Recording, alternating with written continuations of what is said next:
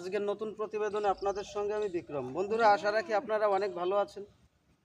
BKR goat ফার্মে বিভিন্ন ধরনের মাদার ব্রিড এবং মেল ফিমেল দুটোই বিক্রি হচ্ছে। মাদার ব্রিড 300 থেকে 350 টাকা রেট।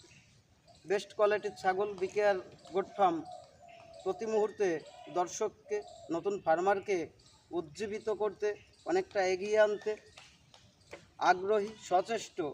আজ মানুষ সাড়া পেয়ে বিকেআর গোট ফার্মে বারে বারে আসছে।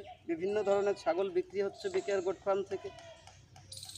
আজকে এই ছোটো যে ব্রিডারটা, এই ব্রিডারটাও বিক্রি হলো। একজন দাদা এসছেন, তারও লোকালেই বাড়ি, গ্রাম বাংলার বুকেই তার বাড়ি। বিকেআর গোট ফার্মে এসছে, এই ব্রিডারটা দেখে ভালো লেগেছে, এই ব্রিডারটা দাদা আজকে নিল। তো যাই হোক, এই দাদার সঙ্গে ছাগল পালনের কয়েকটি কথা এবং কি জানে এবং ছাগল নিয়ে আগামী দিনে কতটুকু কি করার ইচ্ছে আছে সেই বিষয়গুলোই জানার চেষ্টা করব। নমস্কার দাদা, জোরে বলতে হবে। হ্যাঁ, কেমন আছেন? ভালো আছে। তাহলে এই ছাগল পালন মোটামুটি কতদিন ধরে করছেন? বেশি দিন হয়নি, বছর খানিকের মতো হলো। 1 বছর মতো, তাই তো? তাও বেশি নিয়ে চালু করিনি, 3-4টে আছে। 3-4টে নতুন একদম শিখছি কেবল। আচ্ছা আচ্ছা।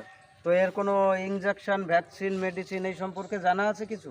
কিছু জানা নেই, আপনার কাছে আসলাম, আপনি যা শেখাবেন ওটাই শিখবো। আচ্ছা আচ্ছা, কিছু জানার নেই, তাই তো? তো এই যে নতুন যে ছাগল খামার শুরু করছেন, বাড়িতে যে ছাগল আছে তাদের কি কোনো সমস্যা হচ্ছে? না, আপাতত কোনো সমস্যা নেই। তাহলে ওদের খাবার কি কি দিচ্ছেন? খাবার সকালবেলা গমের ভুসি দিই, আচ্ছা আচ্ছা, আর আটা গোড়া জল দিয়ে, আর ঘাস পাতা এগুলো। ঘাস পাতা এগুলো, তাই তো? মোটামুটি ছাগলে কোনো সমস্যা হচ্ছে না? ছাগলের গ্রোথ হচ্ছে কেমন? গ্রোথ মোটামুটি আছে, সেরকম গ্রোথ। সেরকম গ্রোথ নেই, তাই তো? সেরকম গ্রোথ নেই। হুম। তাহলে সকালে কি খাওয়াচ্ছেন? সকালে যে আটা গোলা, আটা গোলা, গমের ভুসি। তাহলে আটা গোলাটা দেওয়া যাবে না। হ্যাঁ, আটা যে গোলাটা, কাঁচা আটা, তাই তো? কাঁচা আটা ছাগলকে যখনই দেবেন তখনই ছাগলের প্রচুর পরিমাণে কৃমি হবে। আর ছাগল এই যে যে ঘাসটা খায়, এই যে যে খাবার খাচ্ছে, এই খাবারেও কৃমি আছে। মানে ছাগল যে খাবারটা খাবে তাতেই কৃমি আছে, বোঝা গেল? অতএব ছাগলকে প্রতি 2 মাস অন্তর অথবা 3 মাস অন্তর কৃমি, এটা মাস্ট বি মারতে হবে। কৃমির ওষুধ 3 মাস অন্তর অথবা 2 মাস অন্তর দিতেই হবে, মাস্ট বি কৃমির ওষুধ। আর লিভার টনিক একটা 20 কিলো ওজনের ছাগলকে 10 ml করে দিতে হবে, মানে 20 কিলো থেকে 10 ml করে দিতে হবে লিভার টনিক, লিভ 52 অথবা গ্লুটন, প্রতি মাসে 1 সপ্তাহ 7 দিন। তাহলে কী হবে, ছাগলের লিভার যখন ভালো থাকবে, লিভার যখন ভালো থাকবে, একটা মানুষের যদি লিভার ভালো থাকে নিশ্চয়ই তার রুচিটা বাড়ে। এবার ছাগল, গরু, পশু এদের হচ্ছে মুখে শরীর, এদের মুখটা যত চলবে, এরা খাবারটা যত ভালো খাবে, যত পরিপাকটা ভালো হবে, এদের তত গ্রোথ ভালো হবে, এদের শারীরিক ক্ষমতা তত বৃদ্ধি পাবে। আর মাঠে চড়ান নাকি বাড়িতে থাকে? বাড়িতে থাকে, মাঠে মাঝে মাঝে নিই পিছনের দিকে। আমাদের ওখানে বারুণ তো মাঠে নিয়ে আসি। মানে মাঝে মধ্যে মাঠে বেরোনো যায়, তাই তো? হ্যাঁ। তাহলে মাথায় রাখতে হবে এই ছাগলগুলোর ভ্যাকসিন সম্পূর্ণ কমপ্লিট করা। হ্যাঁ, একটা ছাগলকে আমাদের পিপিআর ভ্যাকসিন করতে হচ্ছে বছরে 2 বার। সেটা হচ্ছে চামড়ার নিচে। এদের পিপিআর ভ্যাকসিন যেহেতু করা, আমি দেখাতেও পাচ্ছি না এই মুহূর্তে, যে এই সমস্ত এই যে প্রত্যেকটা জায়গায় আমরা ভ্যাকসিন করতে পারি, তবে এই জায়গা হচ্ছে পিপিআর ভ্যাকসিন করার সব থেকে ভালো জায়গা। এই যে টান দিলাম, তাই যে একটা চামড়া আসলো না, এই যে উপরে আমরা তো চামড়া বুঝতে পারছি, এই যে এইখানে ফুটো করে দিলেই নিচে চামড়া বোঝা যাবে, একটা স্তর।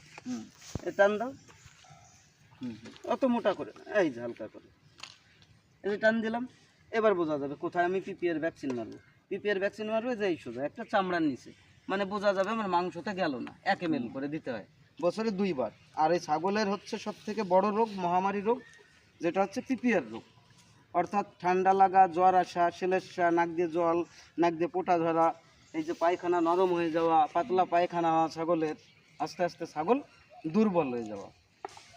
আর এই পিপিআর হলে ছাগলের মোটামুটি প্রত্যেকটা রোগ প্রতিরোধ ক্ষমতা কমে যায়, ছাগল আস্তে আস্তে নিস্তেজ হয়ে যায়, আস্তে আস্তে ছাগল মারা যায় এবং একটা ছাগল থেকে পুরো ফার্মটাতে ছড়িয়ে পড়ে। তাহলে মাথায় রাখতে হবে পিপিআর ভ্যাকসিনটা আমাদের বছরে 2 বার দিয়ে রাখতে হবে। তাহলে ছাগলটা আমাদের খাবার না পেলে ছাগল রোগা হবে, এটা স্বাভাবিক, কিন্তু খাবার পেলে ও আবার স্বাভাবিক চলে আসবে। তাই মাসে 1 সপ্তাহ করে লিভার টনিক প্রত্যেকটা ছাগলকে দিতে হবে। ছাগলের রুচি আসবে, ছাগলের পরিপাক ভালো হবে, হজম ভালো হবে। এক লিভার ভালো থাকা মানে সব কিছু ভালো থাকা, এটা একটা মানুষের মতো। যাই হোক বন্ধুরা, দাদার সঙ্গে কয়েকটি কথা বললাম, তিনিও একজন নতুন ফার্মার, নতুন চাষি। তো ছাগল নিয়ে মোটামুটি কত দূর এগোনোর ইচ্ছে আছে, যে ছাগল নিয়ে আমি এই একটা পর্যায়ে যেতে চাই? আমার ইচ্ছা প্রচুর বড় ফার্ম করার। বড় ফার্ম করার, এর জন্য জমি আছে? হ্যাঁ, জমি আছে মোটামুটি, কন্ট্রাক্টে নিয়ে এটাই করছি। আচ্ছা আচ্ছা আচ্ছা, এমনি জমি আছে ফার্ম করার জন্য? হ্যাঁ, আচ্ছা, 22 জমি আছে ফার্ম করার জন্য। ফার্ম করার জন্য জমি আছে, তাহলে সমস্যা নেই। আর বন্ধুরা মাথায় রাখতে হবে, ছাগল পালনে যার জমি আছে বা জমির মালিক যে, তার থেকে বড় ফার্মার কেউ হয়ে উঠতে পারবে না। যার যত বেশি জমি, সে ছাগল পালনে ততটা সফল খামারি আগামী দিনে হয়ে উঠতে বাধ্য।